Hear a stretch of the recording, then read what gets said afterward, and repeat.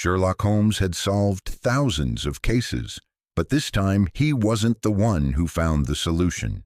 Basset Hound Watson was about to make the most important discovery in detective history. Watson wasn't your typical crime-fighting companion. The 3-year-old Basset Hound, with his droopy ears and soulful brown eyes, had been Sherlock Holmes's constant companion for 2 years.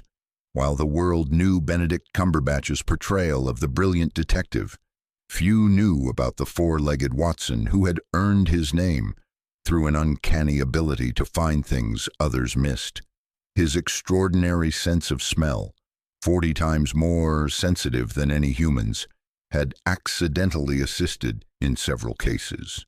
The dog had once led them to a missing person by following a 3-day-old scent trail through London's crowded streets, and had detected traces of explosives on a suspect's clothing that even Scotland Yard's equipment had missed.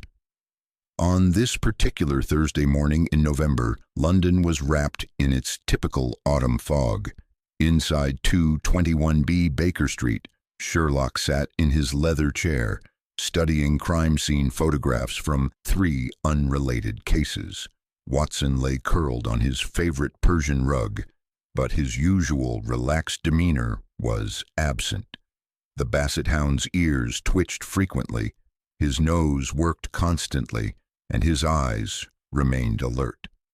"Mrs. Hudson," Sherlock called toward the kitchen, "have you been using a different cleaning product?"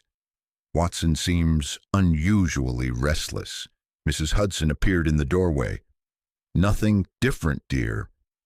Though he has been acting peculiar since yesterday evening, keeps going to the window, sniffing about the door frame." Sherlock glanced at his canine companion, noting the dog's alert posture and rhythmic nostril flares. In all their time together, Watson had never displayed this particular behavior pattern. As morning progressed, Watson's behavior became increasingly erratic. The normally placid Basset Hound began pacing the flat, moving from window to window with purposeful determination. His nose remained constantly active, processing information that seemed to distress him more with each passing hour. "Fascinating," Sherlock murmured, setting aside his case files. "He's following a scent trail, but it's not coming from inside the flat. Notice how he focuses on windows facing southeast, then north, northwest. He's triangulating." The dog paused at the largest window overlooking Baker Street, standing on his hind legs with front paws pressed against the glass. A low whine emerged from his throat, not the sound of a pet seeking attention, but something deeper, more urgent. Mrs. Hudson climbed the stairs carrying tea and biscuits. The moment she entered, Watson abandoned his post and trotted directly to her, circling her legs while sniffing intensely at her clothing.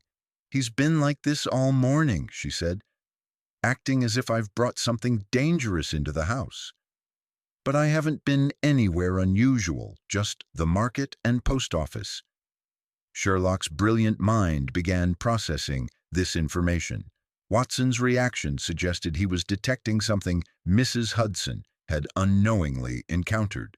The dog's focus on specific windows indicated the source was directional, and his increasing agitation suggested whatever he was detecting was intensifying. Watson suddenly bolted from the room and down the stairs, his claws clicking rapidly on wooden steps. Sherlock followed, finding the dog at the front door, pawing frantically at the wood and whining with unprecedented urgency. Against his usual methodical approach, Sherlock decided to trust Watson's instincts. He grabbed his coat and opened the front door. Watson didn't hesitate. He pulled forward with uncharacteristic strength, his nose to the ground, following an invisible trail that led northeast toward central London. The trail led them through Marylebone, past the underground station where commuters flowed through entrances and exits. Watson navigated the chaos with single-minded purpose, occasionally lifting his head to sample the air before returning his nose to street level. They continued through residential streets, past small parks where office workers ate lunch, through commercial areas where shoppers moved between stores. With each block, Watson's demeanor became more intense, his pulling more insistent, his periodic stops more focused. Near Russell Square, Watson suddenly changed behavior. Instead of following the pavement, he pulled toward a particular building, a nondescript office complex with multiple entrances and heavy foot traffic. But he didn't approach the main entrance. Instead, he led Sherlock around the building's perimeter, stopping repeatedly at specific points along the foundation. He's detected something inside the building, Sherlock realized, but not from main areas where people normally go. He's focusing on structural points, utility access areas. Watson's excitement reached fever pitch when they approached a service entrance on the building's east side. The dog began pawing at a utility cover near the door, whining and looking alternately at the cover and at Sherlock with obvious frustration. Sherlock knelt beside Watson, examining the utility cover that had captured the dog's attention. To human eyes, it appeared completely normal. Standard municipal infrastructure, properly sealed. No obvious tampering signs. But Watson's nose told a different story. Using his phone's flashlight, Sherlock examined the cover more carefully. The screws holding it in place were slightly cleaner than surrounding metal, suggesting recent removal and replacement. More telling, there were microscopic metal shavings around screw heads, evidence of recent tool use. "Good boy, Watson," Sherlock whispered, finally understanding. "You found something that was hidden here recently." He called Inspector Lestrade. "I need a bomb disposal unit at Russell Square, the Pembridge Building, East Service entrance. My dog has detected explosives." While waiting for authorities, Sherlock used Watson's exceptional nose to map the full extent of whatever had been hidden in the building's infrastructure. The Basset Hound led him to 4 additional utility access points around the building's perimeter, each triggering the same intense reaction. The pattern suggested coordinated placement, designed to compromise the building's structural integrity. A professional demolition job. The bomb disposal team arrived with military efficiency, their equipment trucks creating a perimeter while specialists in protective gear began careful work. Watson remained calm but alert, his job done but his senses still monitoring. Detective Inspector Lestrade approached with skepticism and grudging respect. "Your dog really found explosives?" 5 separate devices professionally placed to bring down the building, Sherlock confirmed. Watson detected them through scent alone, tracking the perpetrator's trail from Baker Street to this location. Watson suddenly became agitated again, but this time his attention wasn't focused on the building's infrastructure.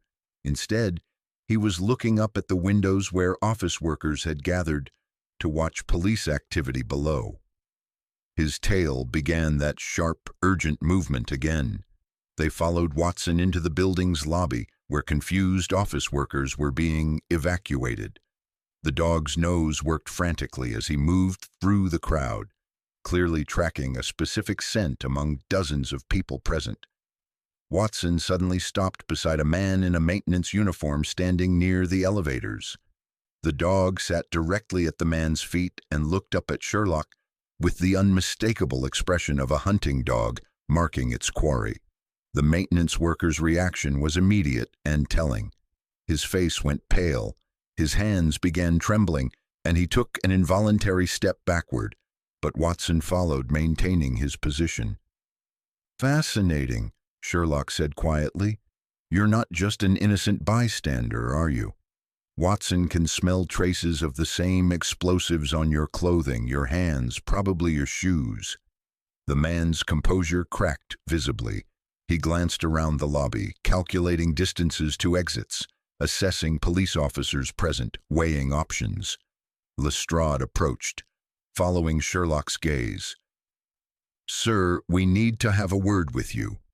The maintenance worker, later identified as Marcus Webb, a contract employee with building access, was found to have traces of the same military-grade explosives on his clothing and tools. During interrogation, Webb revealed the full scope, a coordinated attack timed for the following morning when the building would be at maximum occupancy. Over 800 people worked in the Pembridge building. The timer mechanisms confirmed Webb's confession. The devices were set to detonate at 9:15 a.m. the next morning, peak occupancy time for maximum casualties.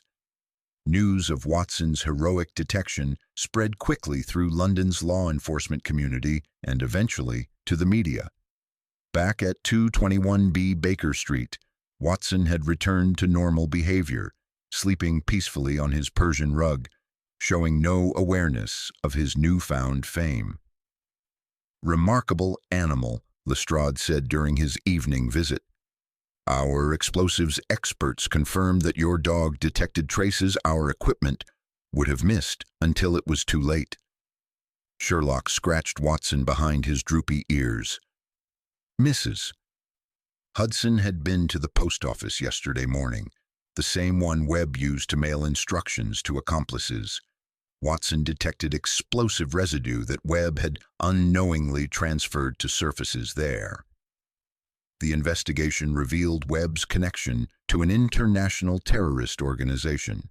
Watson's early detection had not only saved lives in London, but provided intelligence that prevented coordinated attacks in Paris, Berlin, and Rome.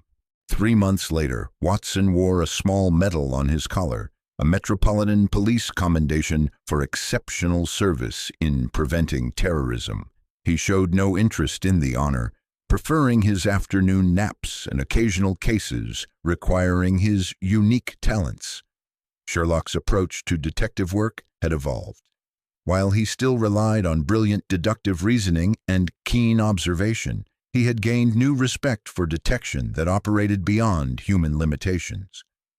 "The interesting thing about intelligence," Sherlock mused to Mrs. Hudson while watching Watson investigate a suspicious scent, "is that it takes many forms. Human intelligence processes information through logic. Watson's intelligence operates through sensory data and instinct. Both are valuable." The terrorist plot had been Watson's most significant case, but not his last. His nose continued assisting in solving crimes that challenged even Sherlock's analytical abilities. Drug smuggling operations, missing persons cases, evidence recovery where traditional forensic methods had reached their limits. But for Watson, each case was simply an extension of his basic nature. Loyalty to his pack, protection of his territory, and application of senses that evolution had perfected over millions of years. Heroes don't always need to understand the scope of their heroism. Sometimes they just need to trust their instincts, follow their noses, and care enough about the people they love to pay attention when something doesn't smell right. Sherlock Holmes had solved thousands of cases through brilliant deduction.